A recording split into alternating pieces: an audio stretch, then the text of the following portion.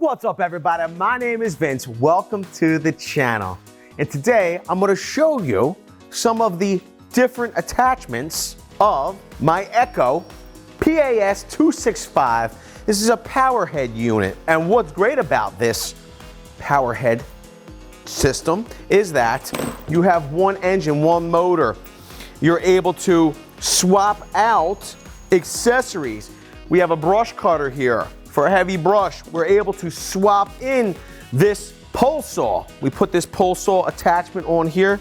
Matter of fact, I have another extension for this pole saw, and it allows us to reach even higher, stay safely on the ground, okay? So we could get our job done for light pruning instances. We're gonna take a look outside. You'll see some of the trees have dead limbs that are lower to the ground that we can use this pole saw to trim. Now, there are some limbs and pruning that may need to be done. When that time comes, we'd call an arborist. They come in, they'd either climb the tree, hopefully with no spikes on their shoes, because arborists know if you're preserving a tree or just trimming a tree, you don't want to spike your way up to the top. That could kill the tree. But they would either come in, climb the tree, and use their chainsaw safely from in the tree, or they get a bucket truck and be outside of the tree. But under no circumstances do you want to climb a ladder. So what we're going to do today is we're going to swap in our pole saw attachment, this Echo pole saw attachment. All we need to do is make sure we have 2-stroke fuel, okay, for our power head unit here. But we need to make sure that we have bar and chain lubricant. That's what we have here in our saw, okay? So we're gonna get this open. Let me grab a screwdriver. I'll be right back.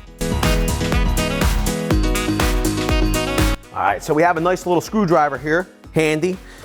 And quite frankly, it was just a little bit too much for my fingers to spin this cap. So we're just gonna open this up. And this is where we put our bar and chain lubricant.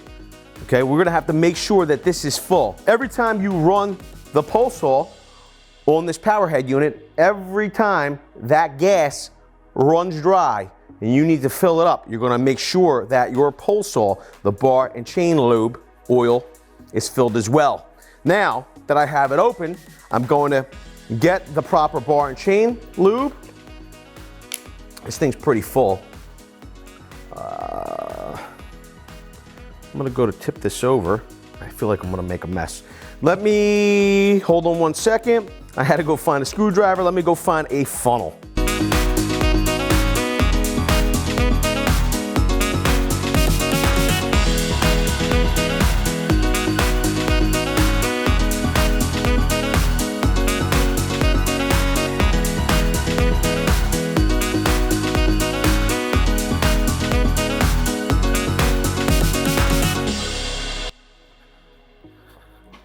So I got good news and I got bad news. Good news is I found a couple things that I've been looking for, and I'm gonna be able to put them to use. Bad news is, in this giant warehouse, I have no funnel. And quite frankly, you know the situation. You've probably been through it a million times yourself, okay?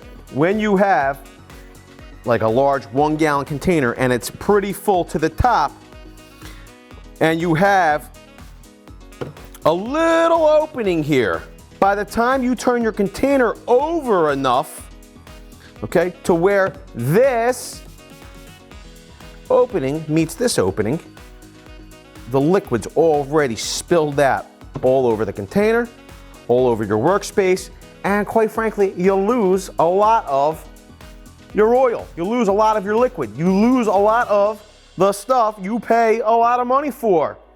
So the best way to make this happen would be to have a funnel. I do not have a funnel. You would probably abort the mission and go and buy a funnel, but we don't have time for that. And quite frankly, maybe you're trying to put oil in your car, in your truck.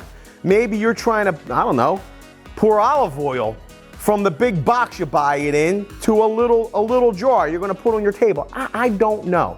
But if you don't have time to go and buy a funnel, here's a little hack. Maybe 99% of you don't know that I've been using for a while. maybe it'll be helpful today. What you'll do is, you'll grab a couple sheets of paper, okay? Just simple paper, okay? And then what you'll do is, you're gonna roll that paper up. You don't have to roll it too tight. You just want a way to get that big nozzle, right, to fit into this little opening.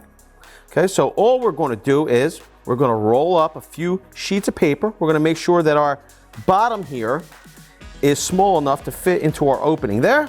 Is this going to be as effective as a funnel, a dedicated funnel? No, because it's paper, you're gonna have a little bit of waste. You know, the paper is gonna soak up some of your oil. But what you're not gonna do is, you're not gonna have a ton of spilling or as much spilling if you didn't use a funnel. So you can see here, we've rolled it up, we've put our bottom of our nozzle into our tank here. We have a nice big opening to pour into. Hold your homemade funnel. I mean, if you wanted to, you could get a little piece of tape and tape this off. I don't know if it's necessary, but now we're able to tilt our larger container on its side.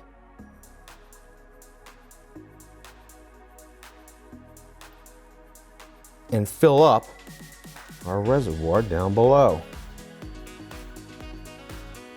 without making a huge mess.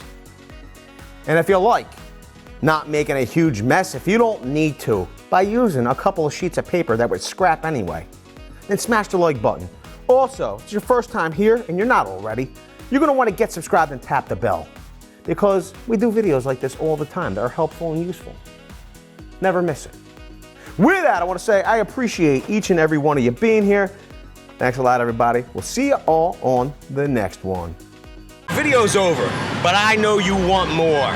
So this is how you're going to get it.